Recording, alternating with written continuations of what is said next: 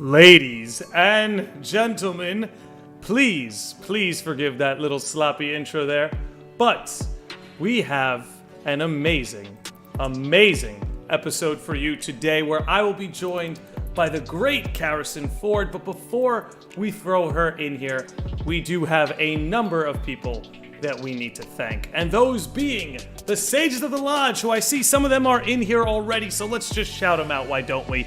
Charlotte, Alex, Chris, Maria, Shane, David, Scott, Jillian, Corey, Twilight Blaze, Nick, Kevin, AJ, Michael, Andrew, Brendan, Gaseous Snake, Mookie, Orpheus Joshua, Jordan Krupka, Corey Sarakis, Axel Vega, DJ Ghoul, Brady Burleson, and Jack 2 Park. Thank you all so very much for keeping this nonsense going. For those who don't know, if you'd like to be a Sage of the Lodge, it takes as little as $1 a month. But all I really ask for is not your money, just to hang out with me. I enjoy doing this. I enjoy talking Kingdom Hearts, Final Fantasy, all of that. And the idea that any of you would join me for that is absolutely wonderful. But without further ado, please let me introduce my guest. Carys. Carys, are you with us? I am here, yes. How is it going? Thank you so much for joining us. It's going so well, buddy. How are you? I'm doing very good. Before we get into it, we have a lot to talk about today. But before we do, how about you just give the people a quick idea of who you are, what it is you do, and then we will dive headfirst into the Nomura madness. All right. Yes, my name is Carys. I am also CaryssonFord on Twitter, and I do podcasts. So I have 2 on the go at the moment. We got Retrospective, which is a show where me and my buddy Lee discuss stuff that we have nostalgia for, and it's a good time. We look at it with the lens of today, and what do we think? Does it hold up? So I do that. I also have another show called Journey into Fandom. I've done several Kingdom Hearts episodes so far, and it's a good time. Basically, I talk to people who are part of different fan communities, and we discuss what the memes are, what the discourse is, and it's a good time. I do that. I'm also on the radio. I do the breakfast show on a Christian station called Revival FM in the UK. So I do that too, yeah. Excellent. I do have to say, I've known you for a little while now. I think you have an absolute gift for broadcasting. I'm happy to see you're involved in so many projects because, again, you're really good at what you do, and that's why you're here. Thank you. So you've been on the show before, so I don't need to ask you the famous question of why Kingdom Hearts of all things. But I do want to ask you, with everything we got announced, Missing Link, the Dark Road finale, Kingdom Hearts 4, just before we get into Nomura's interview, what is your overall take of all of this? How did you react to it? What are you most excited for? How do you feel about the new, more realistic art style? I want your full take before we dive in. Yeah, of course. So basically on the day that the announcement dropped, I was like busy all day because me and some people from my church, we were doing this like event in the town square. So I was like, I told people the night before because of the time difference and stuff. I was like, listen, like, don't message me when stuff happens. I don't want to know about it. Like, I want to wait till I have time to go home and sit down and watch it. So it was like a couple hours later after the fact that I actually got to sit down and watch the trailer. And man, I was losing my mind. I was so excited. I was like, what the heck? Like, we're getting Dark Road, Missing Link, and Kingdom Hearts 4. I was just like over the moon. Man, it was so exciting. It was really cool to see the whole community online as well, just freaking out together and dissecting everything, all the theories and all that stuff. So yeah, it was awesome. Yeah, you got to learn to cherish the moments where the Kingdom Hearts community kind of gets to all be together and happy at once. Like, the fact that we've gotten 2 of those in the last year between Sora getting into Smash and Kingdom Hearts 4 being announced, I don't know. It's just something to behold. And I don't know. I think the Kingdom Hearts fan base is very special, despite the Twitter discourse that everyone loves to talk about. But I think most of us are along for the ride and having a good time. With that said, so given Kingdom Hearts 4, with that sort of realistic tone going on, that seems to be an area of much discussion. How do you feel about that. I don't think they're outright when we'll get to it in the interview here, I don't think they're abandoning that more fantasy art style. I think this is just a consequence of the world Sora's in. But how do you think he looks? I think he looks amazing. I'm so down for it. Like, it's quite funny. My first reaction was Yozora, and then I was like, no, it's not. It's actually Sora. It's the good boy. And I lost my mind. I was like, oh, just for a split second, I was like, dang, he got me. Nomura almost had me there, but I was just like, wow, look at him, look at our boy. So yeah, we're excited. He's all grown up. And there's something about that, right? Because most of us have grown up with the Kingdom Hearts series. Like when I first played Kingdom Hearts, I was about Sora's age. So seeing him grow up a little bit, I don't know, kind of makes me feel like I'm along for the ride just a little bit more.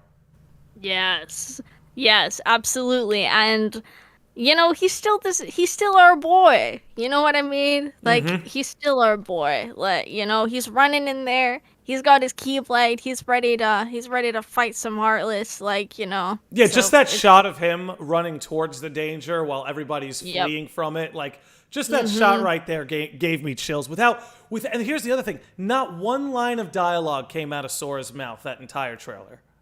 Right. Absolutely. Yet he still had such a presence, and I find that relatively remarkable. But what do you say we start looking at some of these interview questions and answers from Papa Nomura himself? Absolutely. Let's get into it. All right, let's get into this. Let me scroll to the top because this was actually an article written by a Sage of the Lodge, Orpheus Joshua, here over on KH13. So OJ, let's go. OJ, big shout out to him helping us out here. I have to say, the first line here that really caught my eye was right here. The interviewer asks, regarding Shibuya, we know that characters from The World Ends With You will appear in Dream Drop Distance. So is there any connection to that? Which, that's been the, conversation for a long time. Ever since, Neku said see it in Shibuya and Dream Drop Distance, I feel like everybody's kind of looking for this reunion. But Nomura answers, no, I've noticed that some fans have speculated that the Shibuya in The World Ends With You, or the world that Jack's friends come from in Stranger in Paradise, have some connection to Quadratum, but I'm that one person that can tell you, no, there's no connection to those at all. Do you think he's bluffing at all? Do you think he's putting up a front, or do you think straight up this is no connection to The World Ends With You? Interesting. I mean, I want to say I want to take him at his word here, because I feel like he said this before, right? I feel like he's had this question before and he said the same thing. So it's not like he's kind of backpedaling and it's like, well, actually. Yeah. I feel like that's kind of been his line all along. So I don't know, maybe he could pull it out of his butt and actually it was all a bluff. But I mean, I'm inclined to believe him on this one. I am too. I don't think we're going to... Even though I do believe Dream Drop Distance characters are coming back, I don't think they're going to come back this early. I think there's almost a little too much going on with Sora for him to have any sort of peripheral distractions from another video game right now. So, Yes. And the other thing... sorry. No, you're good. Please. Yeah, the other thing is that Dream Drop Distance, is a dream world in the first place. True. So, I mean, I know that people love those characters, they love that property, but I don't, and I know that there's a lot, of people on the other side, though, who are World Ends With You fans are like, nah, we want our own thing, don't shove it into Kingdom Hearts. So I sympathize with that, and I respect that, too. I sympathize with that too because World Ends With You is already such a niche property, and the fact that half the time it's brought up in the name of Kingdom Hearts. For those that are a fan of that series alone, I imagine that must be a little annoying. But yeah, I think the Nomura has no reason to lie, like you're saying, and he's kind of backed this up before. I think what you're referencing is back when the World Ends With You box art had the same sky as the Kingdom Hearts 3 box art. And he was asked about that. Yeah, and he was like, no connection. But at the same time, we can't be blaming people for asking these questions right now. They kind of are. They kind of are teasing a little bit. But moving on, the interviewer asks, is the room where Sora wakes up also in Shibuya? To which Nomura replies, and I apologize if I butcher any of this, by the way, that is Minami Aoyama in terms of location.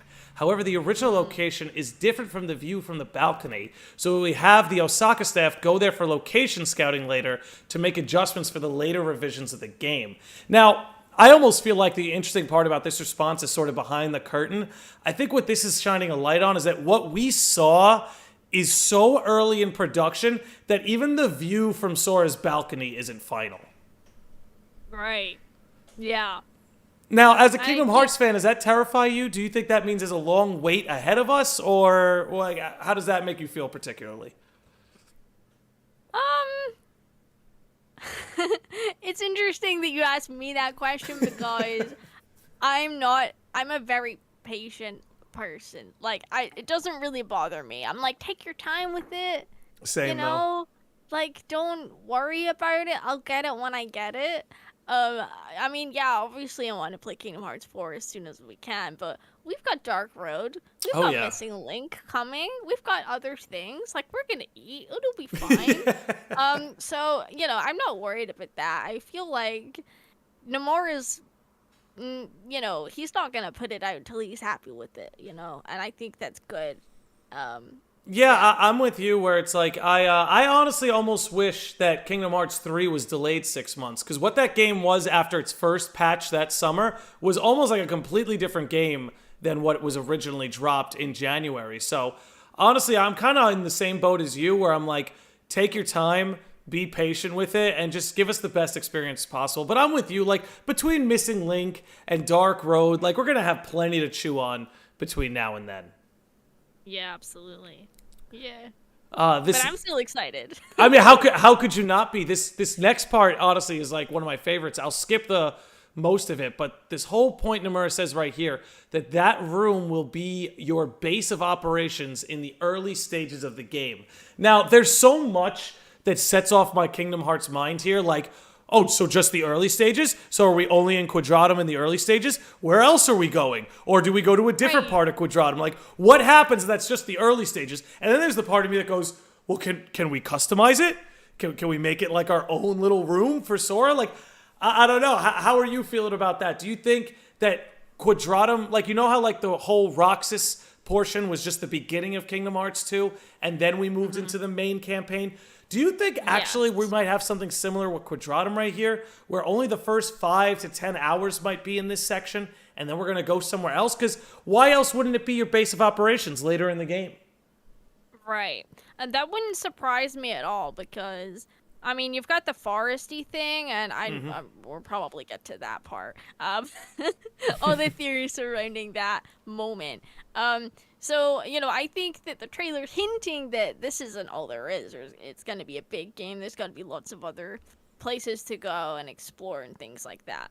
And, yeah, it wouldn't surprise me if, you know, and like, in some ways, I think Quadratum is cool, but I don't want to spend the whole game there because it's a city. You know, you can go to any city in the world and look at it and be like, it's a city. Like, I'm sure they'll do many things to make it interesting and appealing. And I feel like this might be what some people are worried about. Like, oh man, like, you know, I just want to escape the real world. So that's not so much a criticism as it is like, I'm just excited to see what else there is. But I'm sure that they're going to do a lot of stuff to make it expansive and fun. But yeah, no, what you said about Sora being able to customize his own little room, I want that so bad. Like, just to be able to put up little posters and things, and maybe he can get a skateboard and, you know, all that stuff. That would be really cute. Yeah, I would love stuff like that, because I feel like one thing a lot of modern games struggle with is giving you an incentive to do a side quest. Like, so many incentives for side quests are like, oh, get more in-game cash or get more XP and stuff like that. Whereas, like, if you told me to do the craziest side quest you could imagine to get a Verum Rex poster in my pretend Sora apartment, I would do it. And I do it with a smile on my face. So I'm all for them wanting to expand into stuff like that. As for the whole early stages of the game, I have to believe that we're probably going to spend the first few hours in Quadratum, and then there's going to be something that's going to catapult us into some Disney worlds or some more original worlds, just something that catapults us out of that particular place. Because, as much fun and as cool as it could be to explore Quadratum, and I'd love it if we could go back and forth from Quadratum, Kingdom Hearts is about exploring other worlds, broadening your horizons, getting off your little island. I feel like if we spent the whole game cramped inside one little place, Kingdom Hearts would almost lose that spirit of adventure and discovery and literally going to other worlds. So I guess in good faith in that, let me ask you, what are some of the other worlds you hope we travel to in Kingdom Hearts 4? Oh boy. Yeah, so, dang, there's so many, but I mean, I'm keen for Coco. That's which would be perfect, by the way. Yes. Like, considering Melody of Memory and, like, the themes of, music and stuff like that. But also, I think the interesting thing, from Kingdom Hearts 3, when they went to Arendelle, is obviously, the whole thing there between Elsa and Anna is about family, right? So there's, like, that theme going on. I feel like that would be really interesting to explore because there's not that much going on with, we don't know much about Sora's family, but I know that he sort of picked his family, right? He, in his friends. So you've got, Riku and Kairi, and he kind of sees them like his family. So I think that'd be really fun to sort of have a bunch of worlds that have that theme. So like Coco, for example. Another one that I think will be really fun would be The Incredibles. Oh, okay. I've always wanted to see that in Kingdom Hearts. And that could work. Yes. And what else? I'm thinking Moana, because water. Makes sense. And yes, and we've not had a Hawaii thing for a while, so that would be fun. And hold on, I just want to build into your suggestions there. Sure. Can you imagine running around the Moana world and Sora just kind of starts to have like flashbacks of him and Kairi on the beach, and then we might even that would create such a good opportunity to flash back to scenes on Destiny Islands that we haven't even seen yet. Almost like not just build Sora's story forward, but even to look backwards. Maybe we cut and we see something different about him, Riku, and Kairi that we didn't see in the other games. So I think that would make a great suggestion. What do you think about Wreck-It Ralph? Oh boy, I love Wreck-It Ralph. It's too. one of my favorite Disney movies. So Same. I would be so down for that. And I think it makes a lot of sense considering the Union Cross stuff. Yep. And yeah. So that would be really great. I would love that. I would too, and I feel like that would also, because let's be honest, there's definitely a large portion of the fan base that wants more of Square's influence in these games, whether it be by way of World Ends With You characters or by way of Final Fantasy characters. The Wreck-It Ralph world would be such an easy transition to maybe send you to a couple of those worlds. Can you... Yeah. Using a Disney world to travel between some Square or some original worlds, which I guess, speaking of original worlds, other than Quadratum, what original Kingdom Hearts worlds are you hoping to visit or do you think we'll make our way back to? Yeah, that's a really interesting question. I mean, I think... one more Disney World, actually, and then I'll answer your Absolutely. question. Frozen 2. I want Frozen 2 so much. Yep. Arendelle needs a redemption. I genuinely feel like Arendelle needs a redemption. Look, Elsa and Anna are both Princesses of Heart. They're not going anywhere. They're going to be part of this story. I think when we eventually do go back, they need to go, pardon my French, but just balls to the walls on it and try to make it the coolest world they can imagine. Yes. And the other thing, right, is so in Kingdom Hearts 3 we had Let It Go and we had Do You Want to Build a Snowman. Give me Kristoff singing Lost in the Woods. That's all I want. The entire cutscene. Please. Anyways, moving on from that. Yeah, so in terms of original Kingdom Hearts worlds, what we got, so I think Radiant Garden needs to be there Yes. probably, Yes. story-wise. But what I would really want to see, would be, do you know what? Actually, a return to Destiny Islands would be amazing. Like, Yes. that would be so good. I don't know. I doubt that's possible, but that would be really awesome. Well, one Yeah. thing that would be fun is like it's called the Destiny Islands, but we've only ever been on one of them. What are some of those other islands like? What's the islands where they Yes. go to school like? I'd Absolutely. love to see that kind of stuff. Yeah. But And go yeah, ahead. I really also enjoy Castle Oblivion. Like, take us back there. Ooh. So Okay. cool. Okay. Oh my Yeah. lord. Okay, no, I could definitely get down with some more Castle Oblivion. What reason they'd go back, I'm not sure, but I don't know, but we yeah. I hate to interrupt this podcast with a PSA.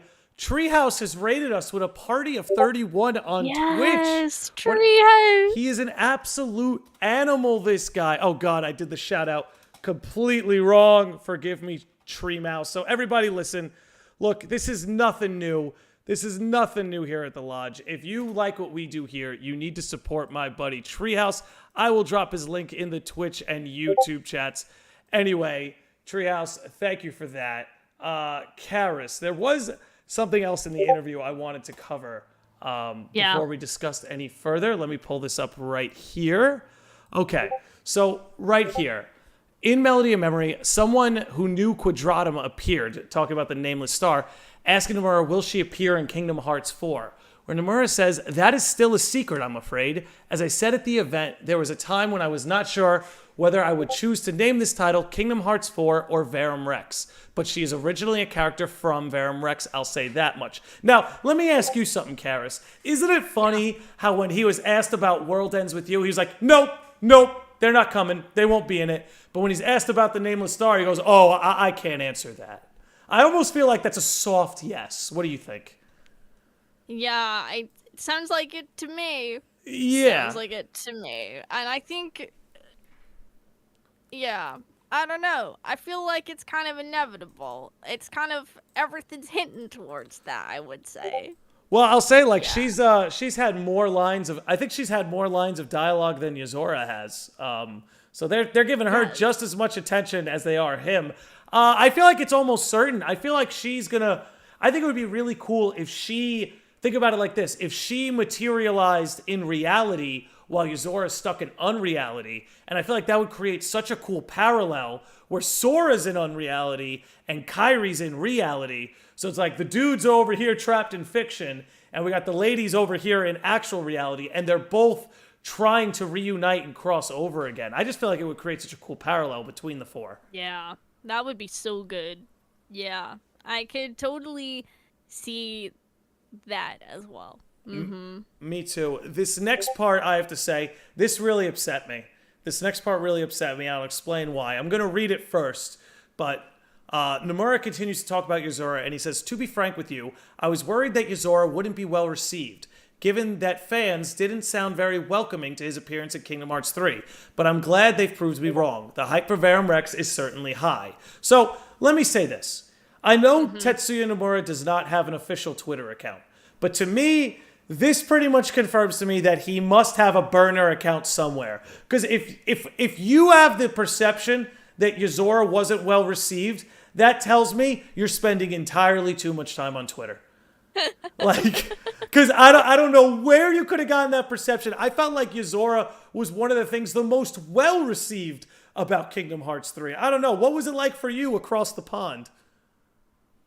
Yeah, I mean, I would say the largest majority of people that I know on Twitter are like hype for Yozora and want Yozora. I know a couple people that are like, nope, not keen for that. In the bin, in the garbage. But the overwhelming majority that I've seen are pretty hype and love this character. And I think that says a lot because he's not even really done anything. He's shown up and had a fight and turned Sora into, crystals and whatever. So that's it. But people are excited, and I think the way that he was introduced in Toy Box is really interesting. And Did you think it was a commercial? Like, did you think you actually got an ad in your video game for a minute there? I mean, it didn't even really register. I kind of was just like, oh yeah, this is a fun, goofy, it's like a Final Fantasy thing, but it's a game inside a game. Oh, that's funny. And then he shows up at the end, and I was like, I didn't even put the two together until I looked at Twitter, and then people are like, "Oh, it's Yozora and Virabrix in the game."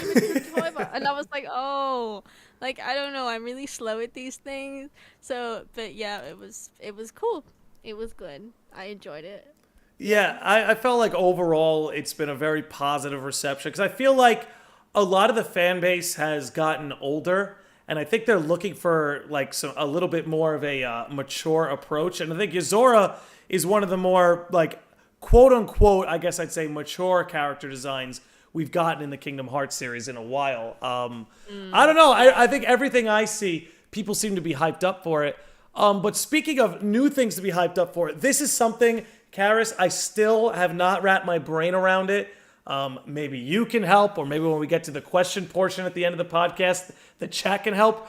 But interviewer says, in the trailer, the narrator talks about the Society of Heirs and the Society of Non-Heirs. Could you explain more about that? To which Nomura replies, Kingdom Hearts Missing Link is a story that takes place about 4 generations after Ephemer was alive. The main family that carries his bloodline is known as the Society of the Heirs, while the Society of those who do not carry his bloodline are known as the Society of Non-Heirs. Carys, are 2-tiered societies coming to Kingdom Hearts? Like, what's going on here? Like, I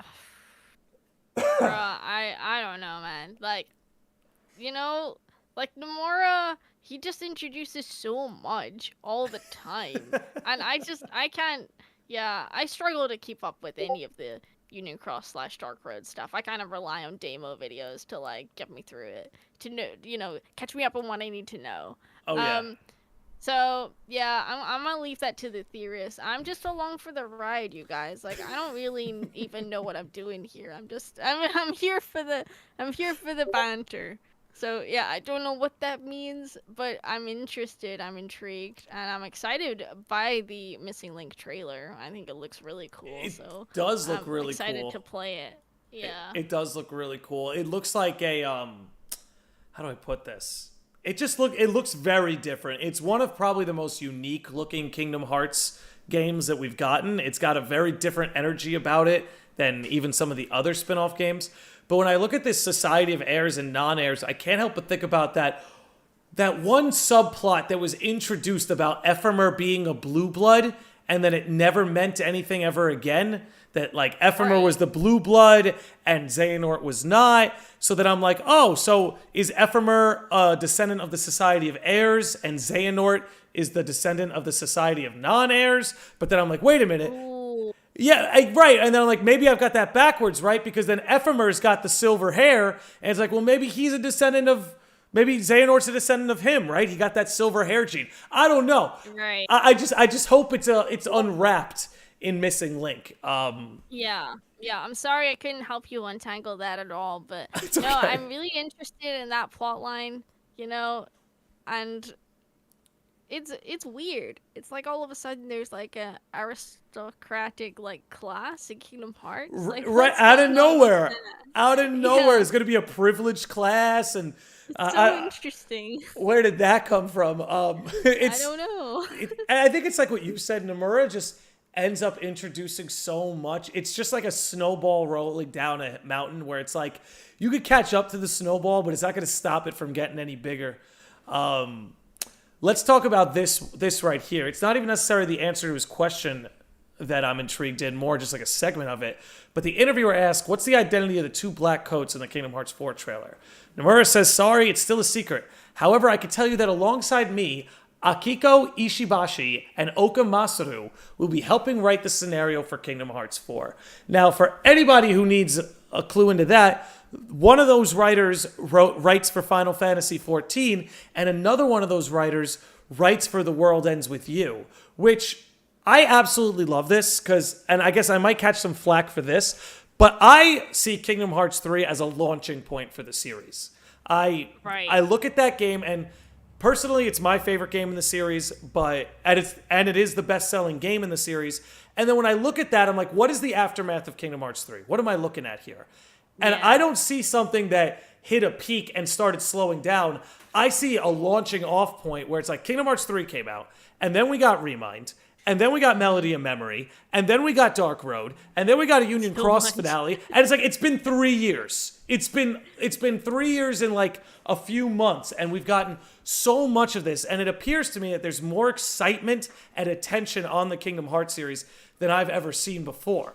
Now, with that rant out of the way, Square Enix roping in Final Fantasy XIV writers and The World Ends With You writer tells me they're trying to go all out on Kingdom Hearts 4. They're bringing in the heavy hitters, whether it be World Ends With You with their character interactions, or you're looking at Heavensward, which had like this massively like huge plot that contributed to pre-established lore.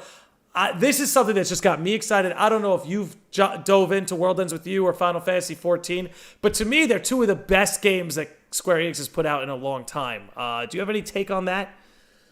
Yeah, I haven't played Final Fantasy XIV. I never finished the original World Ends With You, but I loved it. Like, when I played it back in the day, I loved it, and I always mean to go back, and I will at some point in my life. We got things to do, many things, but that's fine. I'm like the worst gamer ever. Like, I don't even really, it's fine. It's like, do I play games? I play Kingdom Hearts sometimes. But anyways, so, but no, that's super exciting. Like,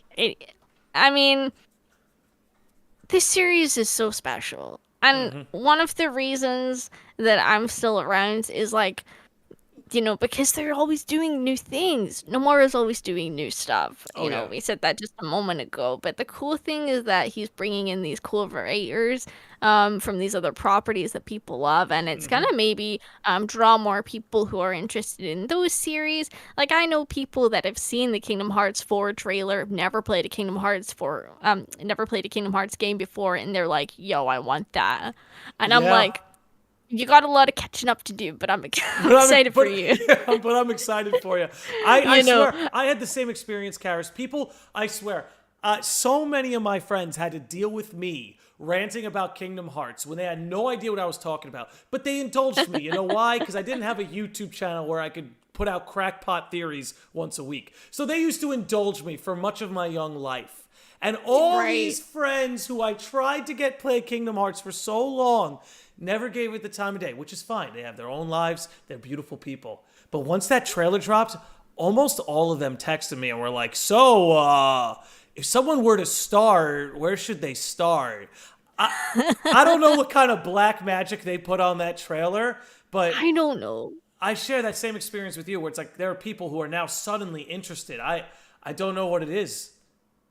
I don't know what it is. I feel like a lot of it might be the lingering excitement from like Sora getting put into Smash. I think that started a whole wave of like new people getting interested in Kingdom Hearts. And then I think this new trailer, maybe some of those people that like kind of knew about Sora weren't really sure, and now like, yo, I want this. This looks awesome. And you know what? It does. And we are excited to have new people join the community. Like, let's go.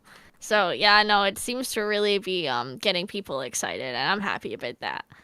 I am too, because I always wondered, I'm like, because the wait for Kingdom Hearts 3 was so, like, long and it was so heavily anticipated, I always wondered, especially when the game came out, I was like, is that the peak? Is that where Kingdom Hearts hits its, like, cultural peak? And then from there, it falls back into something more niche. But it seems to be doing quite the opposite of that. It seems to have, like, really fully emerged out of, like, the niche context and is becoming something, not necessarily something more mainstream, but something that's definitely becoming more appealing to audiences that weren't formerly familiar with it. Right. Yeah, I think that's true. Like, even, I mean, I've not been involved in the community that long. I know you've been around much longer than me. I only really joined when I started Kingdom Mines, which was what, like 3 years ago, whenever that was, like roughly 2 years ago or something like that. And I've seen the community grow a lot even since then. Oh yeah. And it feels like there's new people all the time showing up, and new creators too, new content creators popping up left, right, center. All got interesting things to say, and Oh it's yeah. really cool. So That and like how many more like streamers need to go viral on Twitter because they're playing Kingdom Hearts for the first time, and then like one of the yes, keynote scenes happen, and then their reaction. Like it just seems like so many people too are trying the series for the first time, which is always great to see. yeah, I yeah, want it's really great. I wanted to move on to some more missing link stuff in this interview. The interviewer asks, in the trailer, we could see that Brain appears. Will he be the main character? To which Nomura replies, no, he won't. The main character will be yourself. Much like Union Cross, the protagonist will be a custom player avatar created by yourself. So now, this is another thing that's gotten me thinking for so long, where it's like, they seem really committed to this player character idea. This seems to Yeah. be something they really are committed to and want. They don't want it to just be a Union Cross thing. They don't want it to just be they want this to continue moving forward. Does the whole player character aspect make it more likely for you to play Missing Link? And do you see yourself giving it a shot when it finally comes out? Yeah, absolutely. To be honest, I don't think who the protagonist is would kind of make me more or less interested to play it in the first place. Like, if it was Brain, I would find that fun and interesting too. I don't really know that much about him because I mean, I know. It's like I said before, I've like done the bare minimum to like understand Union Cross, and I forget things all the time because I never played it myself. But so I would think that would be cool to find out more about him and stuff like that. But also, no, I like the idea of also having your own character and being able to customize them and all this stuff. We all liked dressing Aqua up in Fragmentary Passage. Can That they was bring fun. that back, please? Oh, please. Can they bring that back? Like, come on. And What everybody wants. Nomura would have such a field day with all the designs and stuff like that too. Like making of new armors, making new accessories. That's right up his alley. Like anyone who played Stranger of Paradise will tell you, the guy must have made with his team like 300 different armor sets that all looked fantastic. I wanted to talk a little bit more about this stuff. I don't want to read all this out necessarily, but it looks like there's going to be like an augmented reality aspect to the game. Like kind of the way Pokemon Go worked, but that you don't need to leave your house. Like you could stay seated and still kind of reap those benefits. I'm interested in seeing how that turns out. But I found this particularly interesting. The interviewer asks, if the game is linked to the real world, does that mean there will be no Disney worlds? To which Nomura says, we are experimenting with a variety of things, but depending on the timing, the terrain and atmosphere will be partially based on the Disney World motifs. In the early stages of development, we covered the entire map with a texture change, but it seemed like overkill, so we are trying to make it more consistent. So it doesn't look like we're going to necessarily be going to Disney worlds in Missing Link. Not that Disney won't be a part of it. Disney most certainly will be. But it looks like due to some limitations on it being a mobile game, they may have to get a little bit creative with it. I don't know. Do you have any thoughts in particular on that? That's interesting. When it says that it's in the real world, like, what do they mean by that? 'Cause, like, I was like, wait, does that mean it's in Quadratum? But it can't be because, like, I don't know. I was confused by this, but I'm sure the theorists can catch me up on that. No, I think as much as Disney's a part of these things, like from the gameplay and stuff, it looked interesting to me. Mm-hmm. Like, anyways. Like, I would have fun with this. Cause it seems to be like its own thing. Like, you don't necessarily need to be going to Disney Worlds to incorporate those motifs and stuff like that. I know it'll be fun to. I assume you have like, from the trailer, it looked like there's kind of like items and stuff you can use or like badges or what have you. Something like that, yeah. Yeah, something like that. So, it looks like it'll be fun, and it looks like they're trying their best to give it some variety, in terms of the worlds and stuff and what have you. So I don't know, but in terms of, I know you can play it walking around or stuff like that. I mean, I was planning to play it on my tablet, but I don't really want to walk around with my tablet, so I don't know. Maybe maybe I will just be sitting at home. I'll be lazy. Or maybe I'll just play it on my phone and, go outside, touch some grass. I don't know. I think for every trophy you get, you got to go out and touch the grass. I think that's a good rule of thumb. I think that so. What excites me so much about it though is like that you could be in a party of 6 with your friends, and I'm like, Oh yeah. in a series about friendship, it's about time we have an entry that lets us play together with other people to that regard. Like, there is like a Chain of Memories multiplayer that you could do, and I know Union Cross allowed for some overlap, but this seems like it's really going to have a vehicle where you could party up with your friends and go out on missions together. I just think that's such a cool little prospect. Absolutely. And no, we all want to play stuff with our friends. Like, that's all we want. Side note, if you want to learn how to play co-op Melody of Memory with your online friends, do check out my video on my channel. It's is it on YouTube? a good one. Yes, it is on YouTube. But anyways, yeah, no, I'm excited for that element. I want to be able to play a thing with other people in real time. It'll be so good. It might be the closest thing that we get to having that MMO remake of I know. I want it so bad, Carys. I want it so bad. Yeah. How likely is that? After this announcement, not so much. I mean, if this does well, though, they'd have to rake in some serious cash. I'll say that. Off, yeah. Maybe it's a test run. You might be onto something there. I mean, yeah. I'm not gonna get. Not gonna get our at the risk of getting our hopes up. At the risk of getting our hopes up, perhaps we should just expect it to stop at Missing Link. But man, what else was something I wanted to bring up about it? I can't quite remember right now. But overall, like, I think what Missing Link did for me is I never thought I'd actually be interested in a mobile game, but it's got to be the best looking mobile game I've ever seen. And honestly, I'm at this point where it's like, even if it plays like absolute garbage, at least the cutscenes are going to look really cool. At least I'm not going to have to, and don't get me wrong, I have nothing but love and respect for the animators of Union Cross, but to sit there and just watch speech bubble after speech bubble for hours upon hours of cutscenes, it's not as digestible as something that's voice acted. And it looks like these cutscenes are going to be, for the most part, voice acted, or at least in the, like, sort of CGI sort of art style. I just think that's one of the biggest things about Missing Link is that for people who just want the story, it's going to be way more digestible than Union Cross.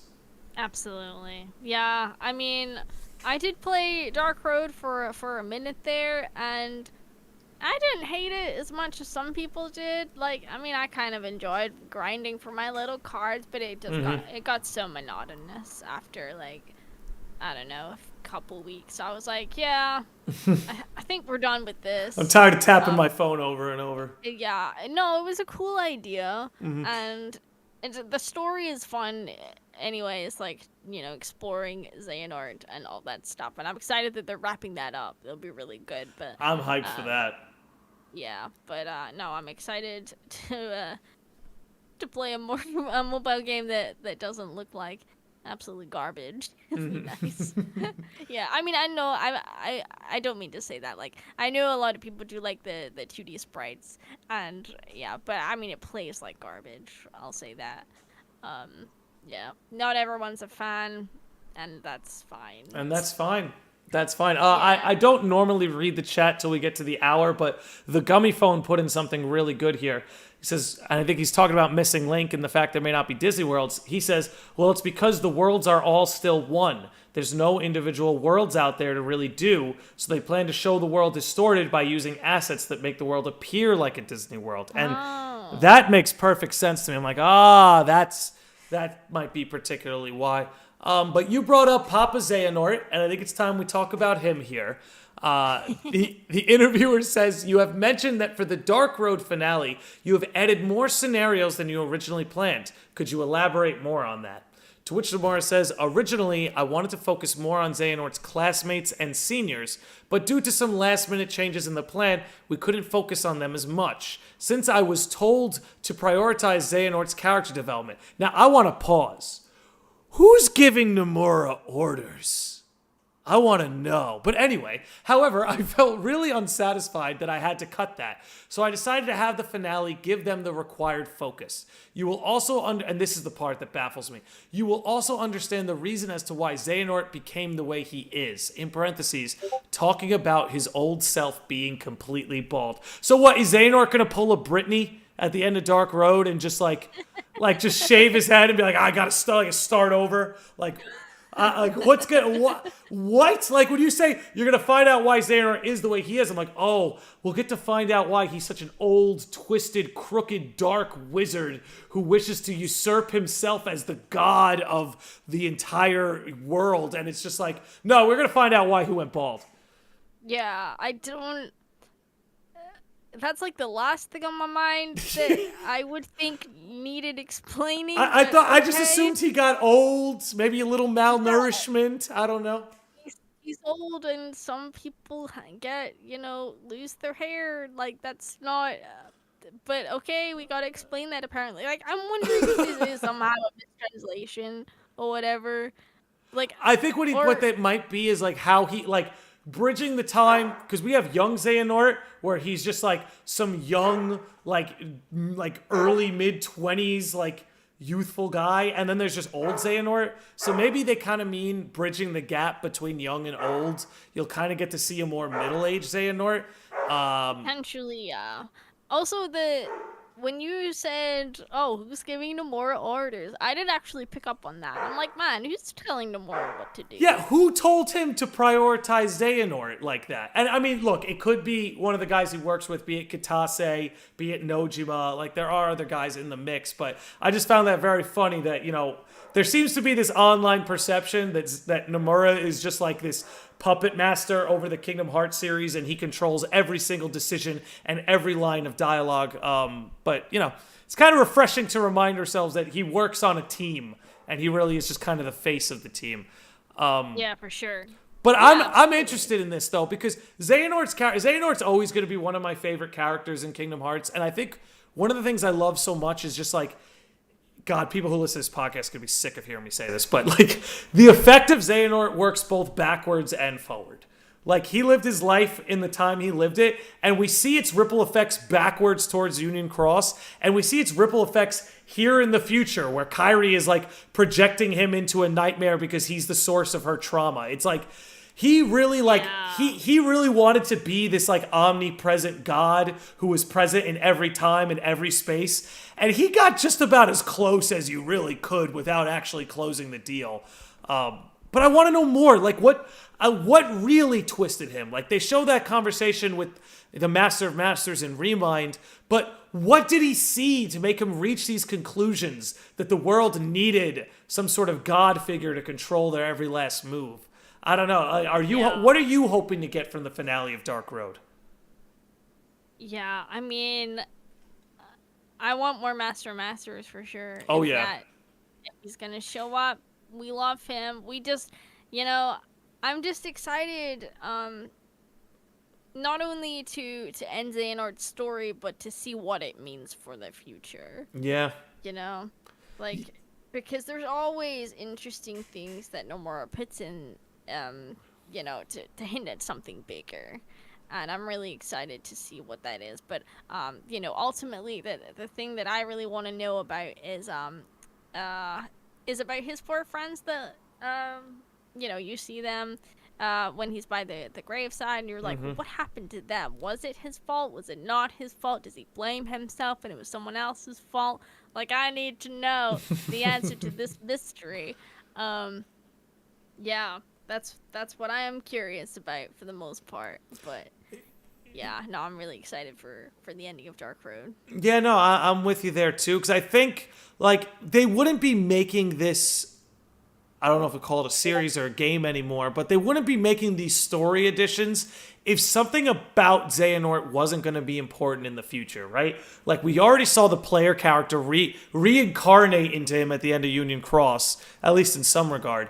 And now we have Dark Road coming. It's like, what's going to go on with because there's still so much about him and his story that hasn't been covered. Like, the fact that he was aware of unreality and the world of fiction, like, what does that mean? And I wholeheartedly believe, by the way, that he's going to be back. Not the old man Xehanort, I think young Xehanort, because I think in a very strange time loopy way, he knew more than old man Xehanort. And he knew exactly where Sora was going in Kingdom Hearts 3. Like, he was the one who was basically warning him about the power of waking and that his time in the world was running out. So it almost seems to me like young Xehanort was actually the most clued in. And I have to wonder, those two cloaked figures in the Kingdom Hearts 4 trailer, some part of me can't help but think that one of them is young Xehanort. Whoa. Well, and I mean, like, if I could just keep running my mouth about this, like, let's just be honest. Like, San Francisco was inserted as the last Disney World as a way to foreshadow Quadratum. You cannot convince me otherwise. Like, literally, the first lines in San Francisco, Sora's like, wow, look at this city. Riku's got to check this out. And now Sora and Riku are now, like, in a big city together. So you can't tell me that San Francisco wasn't there to foreshadow Quadratum in some way. On top of that, when Sora is using the power of waking to bring everybody back after they fell in the Keyblade graveyard, it's in the San Francisco world. That's where young Xehanort confronts him and tells him about the consequences of the power of waking. So, I don't know. My mind's just racing, and I can't help but think that Xehanort's time in the spotlight might be done, but his influence on the story is not going anywhere. No, it's far from over. And I think it's really fun. You know, I think that it would be really interesting to explore that and his impact on everybody, like especially the members of the organization that have sort of switched sides and that kind of thing. And oh yeah, all that sort of stuff will be super interesting. So yeah, we excited for what's gonna happen. Oh yeah. And yeah. I think just to finish the interview off before we open it up to the chat, the interviewer says, last question, do you have any further plans for this year's 20th anniversary? To which Nomura replies, the two Flash animators for the now disbanded Dark Road team are hard at work, and I'm making sure the finale ends things on a high note. Excuse me. Long day. But anyway, we also have the Missing Link closed beta coming this fall. And I'm going to try so hard to get into that beta. While I can't disclose any other plans than that, I urge you to keep an eye out on the official social media accounts just in case, which tells me there's something else we don't know about yet. Oh, yeah. It's him saying, yo, just watch those social media accounts just in case. It sounds to me like there might be a little something extra there. What else do you think we could even expect here in 2022 outside of Dark Road, a Missing Link beta test, and then what else? What else do we have? Oh boy. Well, I hope it's not some, Garbo announcement like the cloud ports or something like that. But I'm thinking, what else could we expect?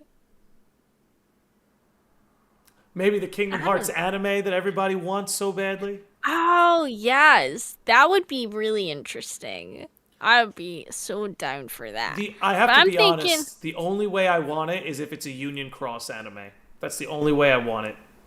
Yeah. Yeah, because like to me, it's like, do we need an anime to retell the events of Kingdom Hearts 1? Like, do we really need that? We don't. Like, the only reason that I think it should, unless they did it as like anime movies potentially, or else, yeah, it needs to push the story forward, I think, in my opinion. It either needs to push things forward or give us more context on something in the past. And it would have to be something like Union Cross because, we don't need more Birth by Sleep content, much as I love that game. Like, that game told us what it needed to tell us. Yeah. But yeah. I think maybe it would be interesting if they announced some kind of I don't know, like potentially a side game, like another game. I don't know. I have reason to believe we might get a fighting game in the future. Yeah? That's sort of my everybody. Before I continue, this is nothing but speculation. Please don't take it seriously. But I think there's a fighting game coming because they've started licensing the Kingdom Hearts characters out to the biggest fighting game developer in the world, Bandai Namco. They licensed out Sora for Super Smash Bros. As well as all the other characters for those Dive to Hearts. And they licensed not only the Kingdom Hearts characters, but Disney characters out to Bandai Namco to make those Tamagotchis. So to me, I'm looking at the biggest fighting game developer in the world having all the licensing power over these Kingdom Hearts characters, including Mickey, Donald, Goofy, and Yen Sid and all of that. On top of that, when you learn that the Kingdom Hearts team wanted to make a fighting game as much as 13 years ago, this has been on the table for a while. So if there's another spin-off genre coming, my guess is it's going to be a fighting game. Yeah. Dang. I'm sold. I'm eating that up.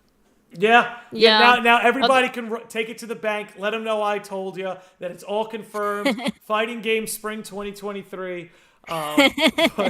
But with that said, that would be so beautiful. That would be so beautiful because I want to play as all these characters. That's really what it's about for me. It's like there's so many characters, and there's no way we're gonna get to really play as all of them. So I need a fighting game or something that lets us play as more characters. But I do want to start opening things up to the chat. If you guys have any questions, comments, concerns about anything that we've talked about today. I saw a lot of people were throwing stuff in the chat throughout the podcast. I'll try to get to some of that. I don't even know where to begin. So if people want to start throwing that in, they can. But Carys, let me ask you, as far as Kingdom Hearts 4 goes, do you want any other playable characters besides Sora, or do you think it primarily should stay with Sora as your primary character? I mean, I would love to have other playable characters, and I'm sure I don't know, because we have all those assets from reminds of, of Kairi and Riku and all those other characters. It's like, why would they go to the effort of making those if they weren't going to use them? So I really think that we could potentially even have like a dreamed up distance type situation where you've got Sora and Quadratum, and then meanwhile you cut to like Kairi in the Disney worlds or whatever. Like, I would love that so much. I think that would be the best of both worlds. And if they did that, I just think that would be so good. And me too. There's so much to explore. I think the one thing we can agree on is Kingdom Hearts 4 is going to be the biggest Kingdom Hearts game so far. Oh, I think so. Without a doubt. I think so. Oh, it's going to be huge. And I hope you're ready. I hope you're all ready, because I can see it now. I can see it now that people are going to play Kingdom Hearts 4. And it's just like, and I'm only saying this because I've been around long enough to see the same thing happen in Kingdom Hearts 2. You watch, by the time we get to Kingdom Hearts 4, Kingdom Hearts 3 is going to have that that nostalgia glory. It's going to have that glory on it. It's going to flip, and people are going to be complaining in some way. But I do agree with you. I think 4 is going to be the biggest game the series has ever seen. And I really think the longevity of the series depends on it, because Kingdom Hearts 3 did well. It's the best-selling game in the series, but there's some online discourse about it, which is fine. In today's day and age, there's online discourse about every piece of media that comes out. But if Kingdom Hearts 4 can just be like an overwhelming win in the eyes of the fan base, this series is gonna explode to levels that we didn't even imagine. I really believe that. Yeah, I think so. And I would just really want everybody to have their moment, like give Naminé her moment, give Kairi her moment, like, Aqua and everybody, Shion, Roxas, everybody. And like, I know that's a lot to ask because there's so many freaking characters, but I would just think that would be so good. I think you so know. too. And I think one of the things the series struggles with is like we have all these characters. And I think it really stands to the characters and the way they've been developed that like you talk to people, man, everybody's got a different like favorite character. Like some people their favorite character is Axel, some people it's Sora, some people it's now Yozora, some people it's Naminé, some people it's freaking it's Zemnis, you know. It's like everybody like everyone's favorite character is so all over the board that I think one of the things Yeah. Kingdom Hearts 3 really struggled with is Kingdom Hearts 3 was Sora, Donald, and Goofy's story. Like through and through, Kingdom Hearts 3 was about Sora, Donald, and Goofy. And once in a while we cut to Riku, and once in a while we cut to Kairi, and once in a while we cut to Mickey. And when then Aqua came back and everyone came back. But the sheer fact is, the way a lot of video game narratives work is it works through whoever your player character is. Like whoever your player character is, that's where the majority of the story is going to revolve around. So I think a lot of people, when it came to Kingdom Hearts 3, a lot of their favorite characters didn't get the time in the sun that they would have wanted. But I think that's something we're all going to need to, as far as number titles go, learn to accept. Like, as long as it's a numbered title, it's gonna orbit around Sora, and the most the Rikus and Kairis and Axels and Naminées are gonna get is, like you said, their moment. But I think so long as all these characters get their moment, I think everybody will be satisfied. But I think a lot of people would do themselves well to accept that most of the story is going to revolve around Sora, and that a lot of these characters on the periphery are only going to get little moments here and there. But that doesn't mean I think you're right. Exactly, but that doesn't mean they can't be fleshed out, right? And like that's the other thing. For those who want Kairi to be more fleshed out, when you think about it, starting from Kingdom Hearts 3 into Rewind, into Melody and Memory, no character other than Sora has gotten more attention and development than Kairi, which I think is a sign of things to come. I really do. I think in the Dark Seeker saga, a lot of it was about Riku coming into his own. I feel like this saga, in many ways, will be about Kairi coming into her own. Because again, when you think about it, 3 revolved so much around Sora. But when you think about the secondary characters who got the most attention, it's Kairi. So I think what you might see is the series focused on the Destiny trio all over again. I think all the other trios are fun and great, and I love them. I really do. But I think the series is going to start giving a little bit more of the pie to the Destiny trio. Yeah, I think so, and I think they're setting up to do more with Kairi. Like, you know, that's been the vibe. She saved Melody Memory. I mean, I would even argue since Kingdom Hearts 3. I mean, she was the one. She got to see. So first of all, she pulled everybody out of death by believing in Sora. Did. She was the first one to save the day, and then after she saves the day, I mean, look. After seeing her in Kingdom Hearts 2 flail the Keyblade around for 3 seconds, I thoroughly enjoyed seeing her kill a few Heartless. I thoroughly enjoyed seeing her go toe-to-toe with Xion and get into those battles. And then, you know, you branch it out to Rewind, and there she is, going toe-to-toe with Xehanort. And then you go to Melody and Memory, where we're diving through her memories. She gets to narrate the whole summary, and then she gets to literally face, like, projected trauma in Xehanort in this dreamscape, which also takes us to a flashback, filling out like her backstory. So when I look at the trajectory of what characters are getting attention, it just seems to me that when you look at other than Sora, Kairi seems to be the one getting the most love and attention. And I really think maybe other than Riku, that's how it's going to be from here on out. I think so. Yeah, and I'm here for it. We want her. We love her so much. Give us more Kairi, please. Yeah, and I think it speaks to what they've been able to do so much, right? Like, it's no coincidence, because, like, look, not for nothing, people wanted Kairi stuff in the wait for Kingdom Hearts 3, but nobody was really begging for it. After 3, Rewind and Melody and Memory, like, you let the fans play as Kairi once, and now we're literally on our knees with our hands clasped, like, hey, more? Like, please, more? Like, I've never seen the demand for Kairi like I have seen now, and I have to believe that's a consequence of them finally giving her some of the attention she deserves here in the more recent installments.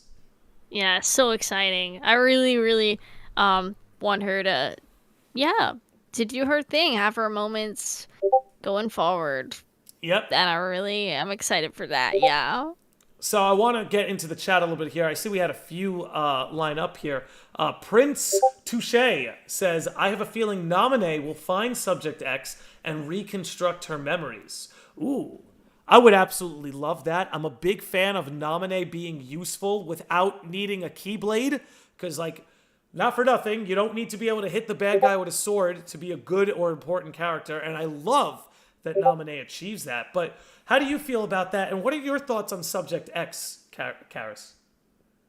Yeah, no, I think that's a really cool idea. And yeah, I think we all want to see Subject X being explored some more because like that's the other thing is there's still so many unanswered questions in this series.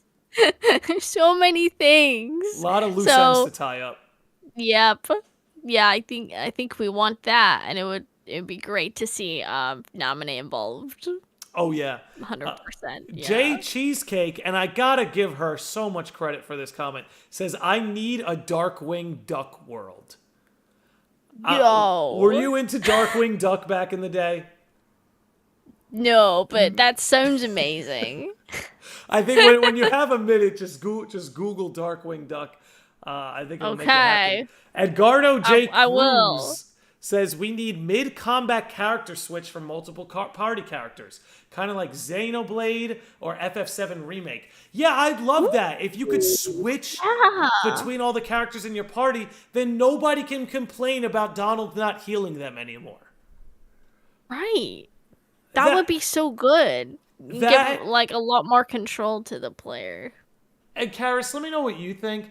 Do you remember the Zetaflare scene from Kingdom Hearts 3? Where Donald casted the most powerful spell in Square Enix history. I felt like that was the devs being like, yeah, guys, Donald is an attack mage. His ability to heal you is a bonus. Yes. Yes, give it to me. Yes. That was a beautiful thing. Yep. Dang. Man, I love Donald and Goofy. I love them so too. Much. Like and again, I think that's one of the reasons why Kingdom Hearts 3 really stuck with me is because it felt like more than ever they were on the ride with Sora, whether it be them trying to help him with his insecurity in Olympus, or whether it be them yelling at you through the controller in the final boss, or like, I'll never forget, and like, if you had told me that a duck's webbed feet would be able to choke me up, I would have thought you were crazy. But that scene in the end game when Sora says, all right, I'm going after Xehanort, he starts walking towards him, and it shows Sora's feet. And then very slowly into the shot, Goofy and Donald's feet panned in to walk alongside him. Almost to be like, yes, 3 half pints make a whole. And like, my first time playing it, it choked me up so much, and it brought me to this place of realization of like, oh my God, this is their story. I just want more of them. I love the two of them so much. Yep. They're so good. Good boys. Good boys. The best boys. The best boys. Just a Waffle, cousin of Pancake, says, question. If young Xehanort is to make a return, Charlize is going to meet young Xehanort as the reincarnation of Player. Yes. Yes, and I wish if somebody out there could draw this. I have this very funny comic strip idea, because as we all know, Sterlitzia was very fascinated with the Player in Union Cross. And a lot of people take that and leap it towards a sort of like romantic interest, which is perfectly fine. So I thought it would be funny if like Sterlitzia is in Quadratum with Sora and young Xehanort appears and Sora almost gets like, he gets on his toes and he's amped and he's like, you're here. And then it cuts to Sterlitzia and she's kind of blushing and looking the other way. And Sora's like, what's going on with you? And she's like, you would not get it. That would be adorable. Yes. Yeah, because maybe all Xehanort needs is somebody to love him. You know? Yeah. Aww. Cosmic Heyman says, when do you think Sora will rejoin Donald and Goofy? In future titles, maybe? No, I actually think it'll be in Kingdom Hearts 4. I think it's going to be in Kingdom Hearts 4. How soon they'll reunite, I don't know. But I actually think the way Kingdom Hearts 4 is going is the end game is where all the reunions and everything's going to ramp up. Because that's typically how Kingdom Hearts games work. In the beginning, you get a big chunk of story. In the middle, the story really takes its time. And in the end game, they just floor it. Okay. What about this, though? Go for it. We just been talking about, other characters being playable. Right. What if you get to play as Donald and Goofy looking for Sora? I would love that. I guess the only thing I'd say to add would be to add Mickey to the party. Yes. You know? But I would love that. Like, I'm not gonna lie, I don't know about a full Mickey, Donald, Goofy game. But if there was a gameplay segment, even if it was like an hour segment of the three of them, I'd actually absolutely love that. That would be great. Speaking of which, what do you think's going on with them looking in the underworld? Man. I think that's really interesting. The funny thing I didn't know what was going on when I first watched it, and then I looked at Twitter and everyone's like, Hades! I'm like, oh, of course that's who it is. So that's really fun, and it's like, man, they're going to the depths of hell to find Sora. It's like they really think he's gone. They're as committed as you can. They're as committed as you can.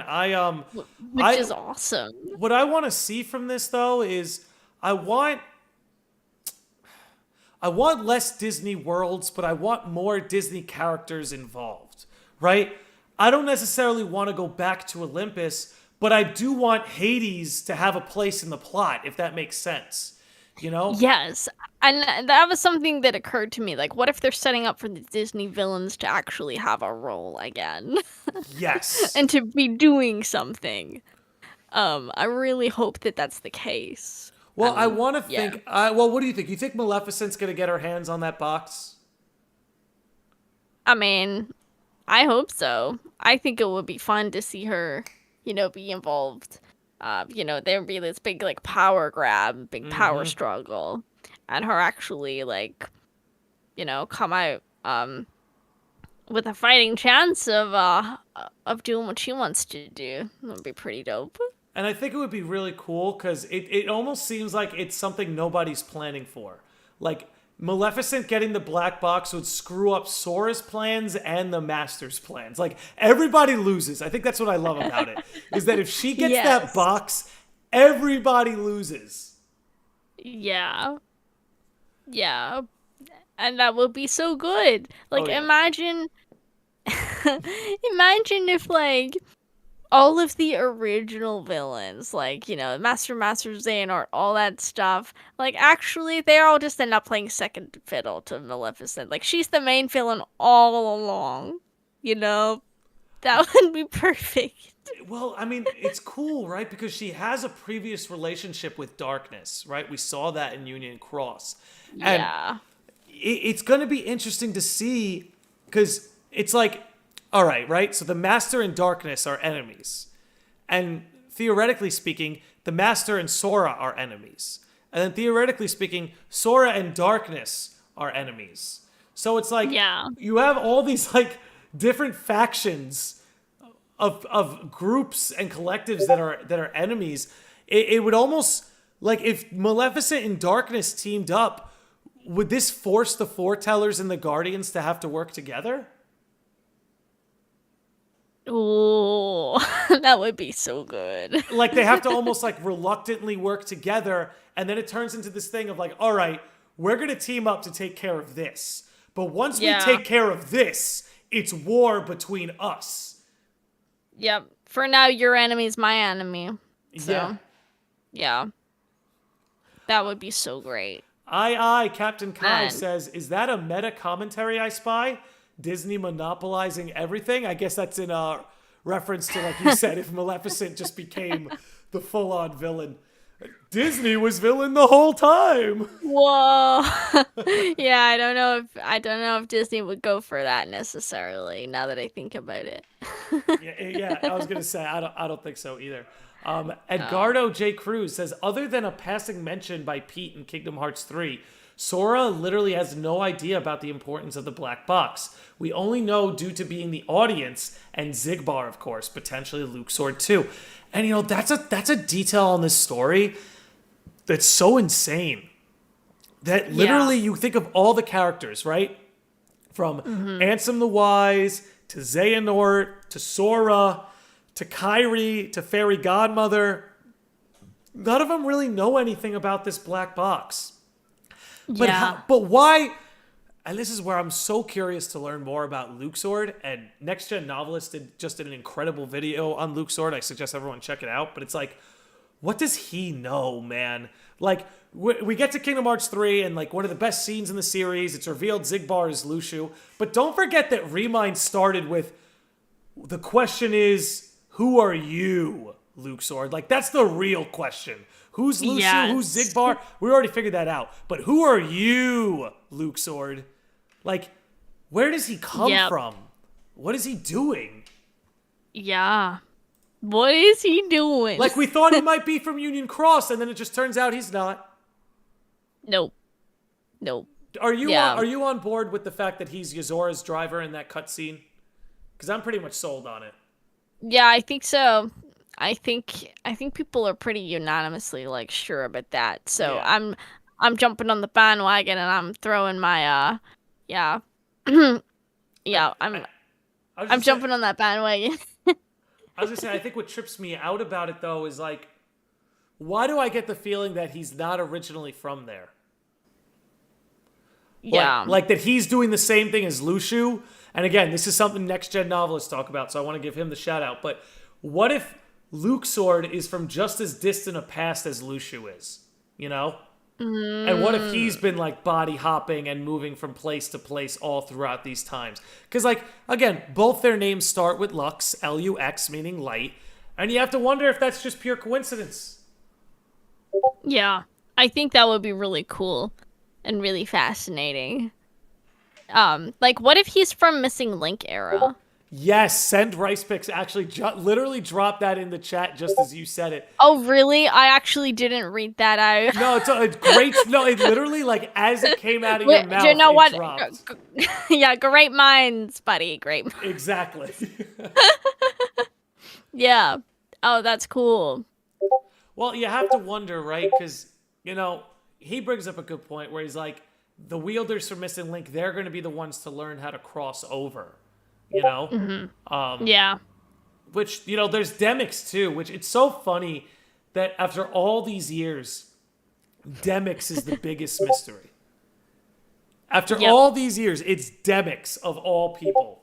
Do you have, even if you have just a shot in the dark, what do you got for Demix? Anything we can chew on? He's a Master Masters. You really think so? Okay, I was going to say. No. I was going to say. No. Listen, theory crafting's not really my thing. I'm bad at it, but you know, so I don't really got anything. Carys, can I tell you something? This is Kingdom Hearts. We're all really bad at it. We're all. I say this all the time. How many YouTube videos did you see about the Master of Masters before he was announced? How many YouTube videos did you see about Quadratum before they showed us that? How many YouTube videos did you see saying, guys, Nomura is gonna cross over Versus 13 into Kingdom Hearts? We pretty much all always get it wrong, but it's part of the fun. But that's right. I digress. Please. 100%. What if? Yeah. Okay. No, I'ma say he's just a regular dude that just ended up with that black coat and he's just there. I honestly, if he was just like the average Joe, and he just walked in. He just walked into the wrong room at the wrong time. Yeah. I'd actually love it because it would explain why he never wants to do anything. Yeah. Can you imagine, like, oh, this big mystery? He's just some guy. Like, he's nobody. Well, Axel Vega, which shout out to the Sage of the Lodge himself, check out his channel as well. He says, Demix without the X could make the name Myde, M-Y-D-E, which would translate to under the radar. Ooh. Which is crazy, right? Because then you have Luxord, which you can get Ludor, which I believe means like player or like to play a game. Yeah. So I mean, that is something, Axel. Under the radar. That It's is like some he's either going to be he's either going to be super important or like you said, just going to be like wrong place, wrong time kind of circumstance. Yeah, but I think sometimes Kingdom Hearts needs those kind of characters that are just grounded in reality. It's like they don't have anything going on. They're just there. You know? Like I love Hainer, Pence, and Olette Because they're on summer so vacation. freaking much. Yeah. It's like I know that they don't really they're not a huge part of the story. I mean, Hainer gets his moment where Yo, make Hainer great again. Let's oh, go. buddy, let's go. In Kingdom Hearts 3, and it's so good. But you know, like just having like regular characters is so fun and interesting. Yeah, and I enjoy that a lot. Yeah, I'm kind of with you there. I'd like more characters who are kind of just from an ordinary life. Because, you know, the Guardians of Light, they lead anything but an ordinary life. It's Yeah. kind of cool to see, like, 3 kids running around who, like, their biggest concern is homework. And I swear, I think one of the funniest lines in the series to me is when Sora visits Twilight Town in Kingdom Hearts 2, and they mention that they have to do their homework, and Sora's like, homework? Homework. Like what even is that? What's a home? What's work? Like what? Yeah, it's so good. You'll love this. Send Rice Picks says Pence still hasn't used 1% of his power. Masters is gonna get dog streeted. Yeah. Okay. Here's a theory. Oh, right? Let's go. Okay. On the subject of like ordinary characters leading ordinary lives, right? We got Sora in Quadratum, Kingdom Hearts 4. Like, what if it's a situation where, like, before the dark side shows up, he has to just, you know. I know people have been making memes of like, oh, he's just got a regular job now, or has to play taxes. But like, what if he's like finds that he's suddenly like enrolled in college and just like has to go to class or like has to go to work and you just got to do that for a little bit. That would be such a mix up. That would be That would be such a mix up. funny. I won't lie though, I'm kind of all for the paying rent idea. I could do without Sora having to pay taxes. Please spare him that. But I am all for him having to pay. Like, can you imagine having to run side quests? So it's like Sir Letia's like, listen, man, before we get to it, like, we got rent to pay. So you think you could do X, Y, and Z for me? I almost feel like it could parallel the way Kingdom Hearts 2 started, where you had to do, like, the mundane homework tasks. I feel, Yep. I almost have this itching feeling that the beginning of Kingdom Hearts 4 is going to feel a lot like the beginning of Kingdom Hearts 2. Yeah. And, you know, and from that point of view, like, it would make sense. It's like, yeah, we've done this rodeo before. I know a lot of people don't enjoy that, that whole prologue, but I think it's really great. I think it's really fun. I think it's one of the best parts of the whole series. Yeah, I'm with you. And the cool thing is like him just hanging out with Streletsy and like getting to know her and like, you know, having these like intimate moments between Roxas and his friends and stuff. Like that's what we need. We need more of that, I think. I think so too. I mean, look, Gummy Phone brings up a great point in the chat. Says that was at the beginning of Final Fantasy VII Remake 2 when you have to collect money with Tifa. I was thinking of that as well. Yeah. Captain Kai even brings up, and Sen Rice Picks, Kingdom Hearts 1 starts with collecting logs and mushrooms and stuff like that. So honestly, it would be very par for the course if they were to start something like that. Like Sora just got to go around delivering some pizzas. That would be funny. Get some pizza time. Yeah, that would be great. Yeah, I mean, I personally love that. I mean, we got a lot of people in the chat are making jokes like Persona Hearts or Persona Kingdom Hearts, which, like, I don't know, man. I'm here for it. Square Pair in the chat says, Sora ain't got time for all of this. He has Heartless to fight. Yes, but City Living has some cruel prices to pay. And, that's what we call rent. All right, okay. Captain Kai again says, I think that's the real reason Kingdom Hearts 3 was so jarring. I guess because it didn't have those chores in the beginning. Maybe, is that what we were missing? We just need those early game chores. Like, it's not cool enough to have Olympus burning around you. We need to go fetch some logs. Oh, God. Yeah. Oh, amazing. No, he's got to have his field training arc first. Yes, exact. Oh, God, I would have loved a Phil training arc. I think that would have been great. But we are coming up on an hour and a half here. Okay. Was there anything that we haven't gotten the chance to talk about yet that you wanted to talk about? Man, I don't know. It's been fun to be here and just talk about Kingdom Hearts for an hour and a little bit. Yeah, I've loved it. Thank you for having me on. It's been great. I mean, I have to say, Carys, I do really enjoy talking to you. I think you have a natural talent for broadcasting.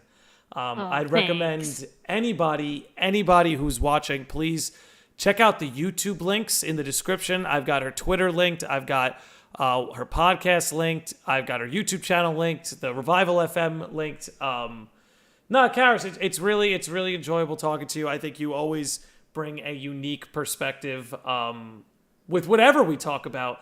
I really do love your show, Dive Into Fandom. I think it's a great concept. I really enjoyed that episode you did with Andy in particular. Oh, yeah. So good. We love Andy Brew. Yeah, how do you not? How do you not love Andy Brew?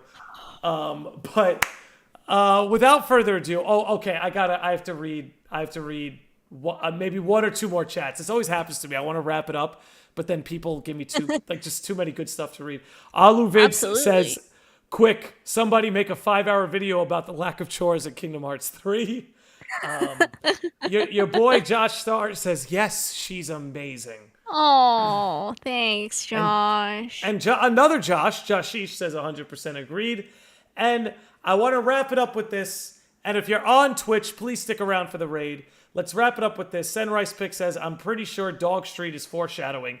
Pluto always finds his way into dark corridors, which I believe to be Dog Street.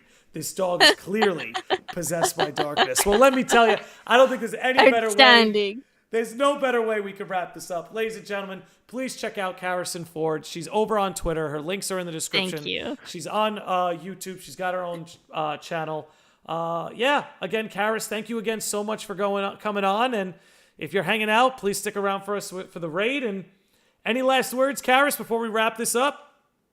Any last words? Oh, it's been a pleasure, Landy. Thank you so much. I really appreciate what you do. Like, you talk to so many interesting people, and I really love your channel, and I love your theories, and I love your podcast as well. And no, it's just really cool to hang out with you and chat about this stuff. So, but yeah, no. One more thing, I am doing I'm going on my old student radio tomorrow, which is super exciting. So I'm a alumni of my old university, but we're having our it's Air 3 Radio's 50-year anniversary. So we're doing a 50-hour broadcast. So I'm going to be on it's 7 till 9 p.m. my time. I believe it's 2 till 4 p.m. EST. Yep. Yes. But the first hour, I'm taking music requests. So hit me up on Twitter, and you can DM me, or you can reply to my my post if you want me to play a song for you. And you can listen to me on the radio in real time. It's pretty exciting. In real time. If you're looking for more details on that, she's definitely put a lot of it out on her Twitter page, so you can check her out there. Carys, thank you so much for coming on. You're welcome back anytime. I want to give a huge shout out to the Sages of the Lodge, many of who were in the chat today, and for all of you who literally just come here to hang out. I really do appreciate it. All right, we're out. Thanks for hanging out, Carys.